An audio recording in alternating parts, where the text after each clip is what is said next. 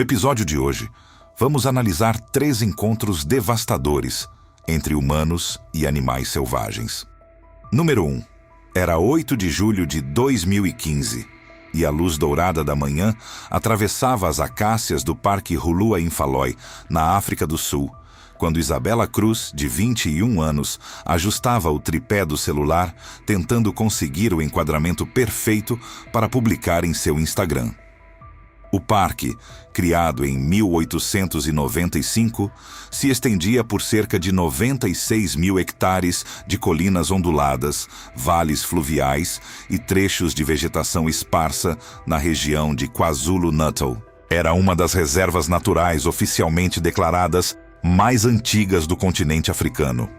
Pássaros cruzavam feixes de luz entre as árvores, enquanto montes de cupins e pequenos pontos de água apareciam espalhados pela paisagem. Cada detalhe revelava um ecossistema complexo e vibrante. Isabela havia recebido autorização especial para participar de visitas supervisionadas em veículos de safari. Isso fazia parte de uma colaboração patrocinada com uma marca de moda que promovia o ecoturismo. Ainda assim, sua busca incessante pela imagem perfeita frequentemente entrava em conflito com os rígidos protocolos de segurança que regulavam o acesso dos visitantes àquele ambiente selvagem. Os guias haviam sido claros nas instruções. Os visitantes deveriam permanecer dentro dos veículos o tempo todo.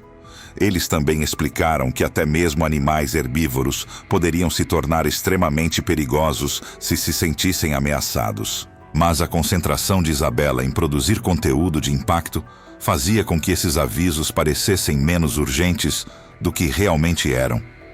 Ela havia crescido nos subúrbios de Joanesburgo, onde seu contato mais próximo com animais selvagens havia sido alimentar girafas em um parque turístico. O interesse pelas redes sociais surgiu ainda no ensino médio. Porém, foi somente quando começou a trabalhar como influenciadora que percebeu algo importante. Fotos chamativas em locais exóticos chamavam muito mais atenção. Rapidamente, esse tipo de imagem virou sua marca registrada. Gerentes de marcas elogiavam o olhar estético de Isabela, mas também demonstravam preocupação com sua tendência de ultrapassar limites em busca de algo diferente das milhares de fotos que inundavam as redes sociais todos os dias. Amigos frequentemente comentavam sobre sua obsessão pelos detalhes. Cada fio de cabelo precisava estar perfeito. Cada dobra da roupa precisava parecer impecável. Esses hábitos funcionavam muito bem para a estética das redes sociais. Porém, em ambientes naturais imprevisíveis, essa mesma obsessão podia distrair a pessoa de perigos reais ao redor. Naquela manhã, o objetivo de Isabela era fotografar uma fêmea de rinoceronte branco, acompanhada de seu filhote de aproximadamente 6 meses. O par vinha sendo visto frequentemente perto do acampamento em Pila nas últimas semanas. Isabela já havia registrado os dois anteriormente a partir do interior do veículo de safari, produzindo fotos bonitas e bem compostas. Mas, na opinião dela, aquelas imagens não tinham a proximidade e a intensidade que poderiam gerar mais engajamento em seus canais. Ela até havia levado um segundo smartphone para capturar vídeos em câmera lenta. Quando o guia se afastou por alguns minutos para falar com outro veículo pelo rádio, Isabela enxergou ali uma oportunidade. O que ela não compreendia completamente era que sua busca por conteúdo viral a colocava entre alguns dos animais mais perigosos do planeta, justamente durante um dos momentos mais sensíveis da vida deles. O parque abrigava tanto rinocerontes negros quanto rinocerontes brancos. A população de rinocerontes brancos, inclusive, era considerada uma das maiores histórias de sucesso da conservação ambiental depois de quase desaparecer da natureza. Mas o aumento da população também trouxe novos desafios. Com mais animais e mais visitantes, encontros entre humanos e vida selvagem se tornaram mais frequentes. Guardas florestais alertavam constantemente que fêmeas com filhotes podiam reagir de forma extremamente defensiva em questão de segundos. E a vegetação densa oferecia cobertura natural, capaz de esconder possíveis ameaças até que fosse tarde demais. Os rinocerontes brancos estão entre os maiores mamíferos terrestres do planeta. Fêmeas adultas podem pesar até 1.800 kg e atingir cerca de 1,80 m de altura na altura do ombro. Apesar do nome, eles não são brancos. Sua pele é acinzentada. O termo surgiu de uma adaptação da palavra afrikaner, wide, que significa largo, em referência ao formato amplo de sua boca adaptada para pastar. Mesmo sendo herbívoros, esses gigantes podem correr a velocidades de aproximadamente 55 km por hora durante uma investida. Seus chifres funcionam como armas poderosas quando defendem território ou protegem seus filhotes. A pele grossa oferece proteção contra arranhões e ataques de predadores. Mas é o peso do animal que realmente transforma uma investida em algo devastador. Fêmeas com filhotes recém-nascidos são especialmente agressivas durante o primeiro ano após o parto. Para elas, qualquer figura desconhecida pode representar uma ameaça mortal ao bebê. Observadores experientes afirmam que quando um rinoceronte decide atacar, tudo acontece em uma velocidade impressionante. E se o animal já fixou o olhar em um alvo, escapar se torna extremamente difícil. O incidente começou quando Isabela tomou a decisão que acabaria custando sua vida. Silenciosamente, ela desceu do veículo de safari, enquanto o guia ainda estava distraído. Pisando no chão seco da savana, começou a caminhar em direção ao par de rinocerontes que pastava em uma clareira a cerca de 50 metros de distância. A luz da manhã criava exatamente a atmosfera que ela imaginava para uma história perfeita no Instagram. Isabela avançava devagar. As sandálias de marca rangiam levemente sobre a grama seca, enquanto ela acreditava que seus movimentos cuidadosos permitiriam se aproximar sem assustar os animais. No entanto, a fêmea já havia percebido sua presença no momento em que ela saiu do veículo.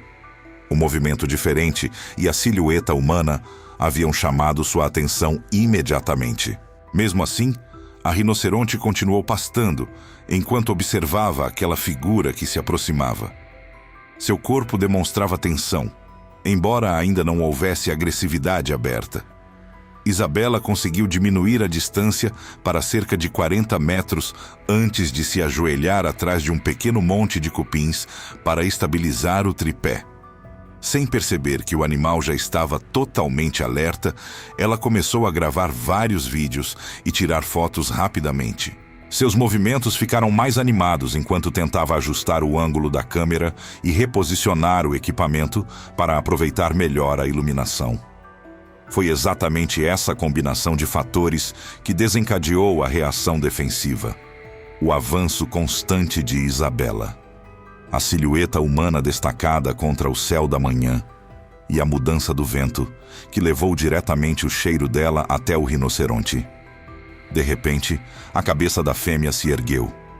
As orelhas se voltaram para frente. Os olhos se fixaram na posição de Isabela.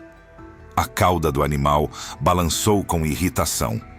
A fêmea deu alguns passos firmes em direção à jovem, exibindo claramente o comprimento de seu chifre.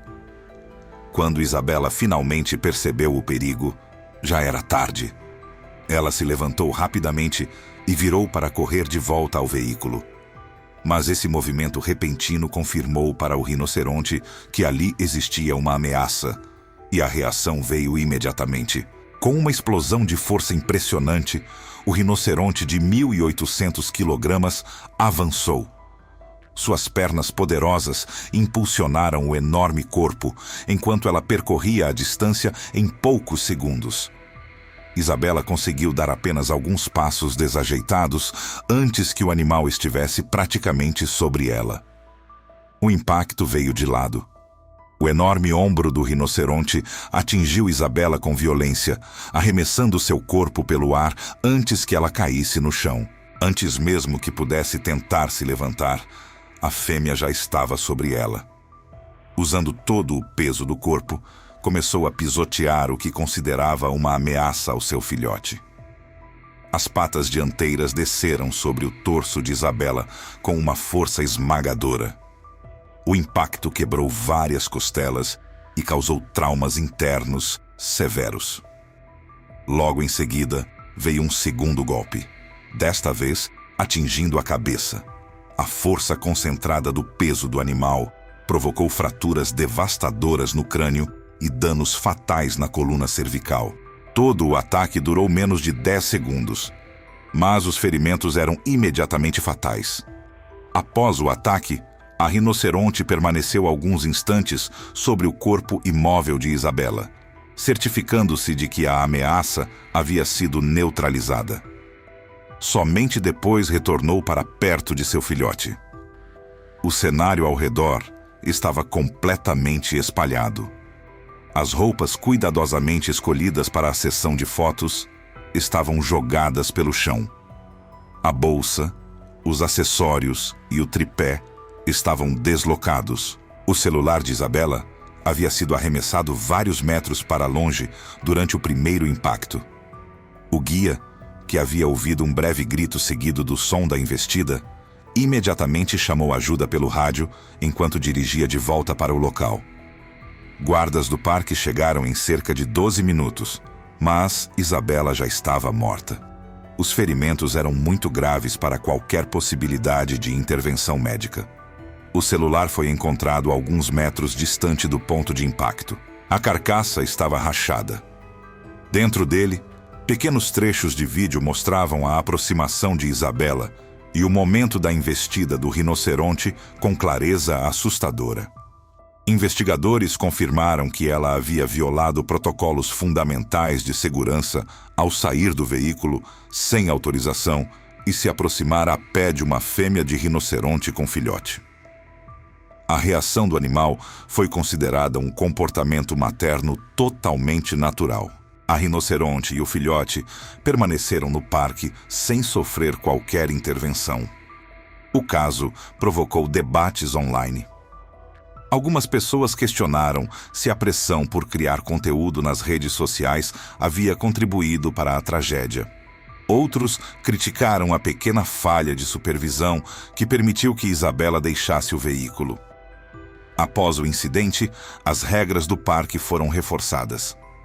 Permissões de fotografia passaram a exigir supervisão contínua de guias. Visitantes ficaram estritamente proibidos de sair de veículos perto de animais vulneráveis. Influenciadores que participam de campanhas com marcas passaram a receber treinamentos obrigatórios de segurança. A família de Isabela decidiu criar uma bolsa de estudos para jovens mulheres interessadas em educação ambiental e vida selvagem. Assim, tentaram transformar sua memória em algo construtivo.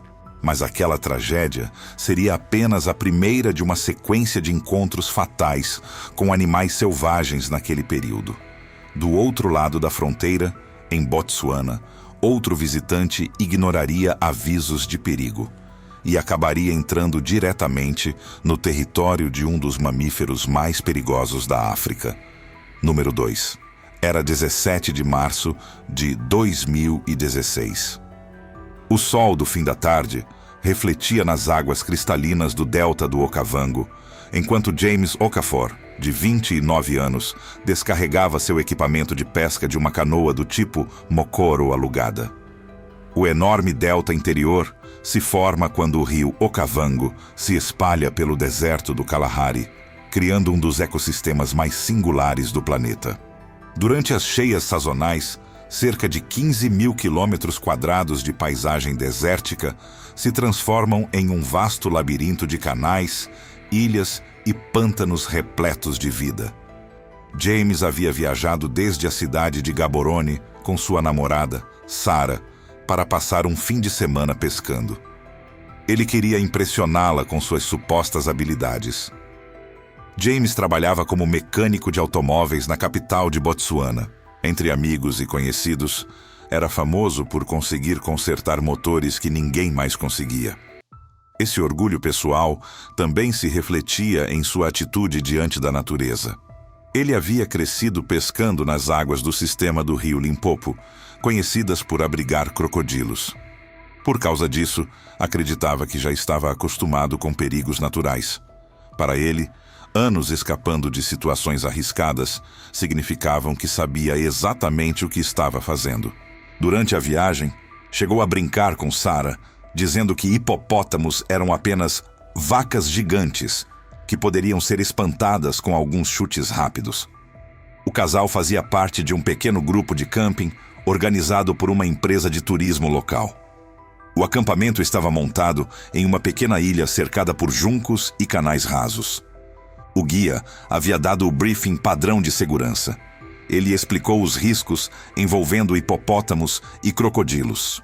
Também reforçou a importância de permanecer nas áreas designadas e evitar entrar na água durante o amanhecer ou o entardecer.